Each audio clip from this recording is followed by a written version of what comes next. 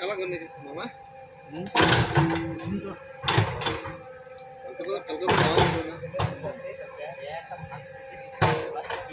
আরে মজা আছে 1 নম্বর বাজার পুরো ভালো হতেই 7 লাখ পাইলাম না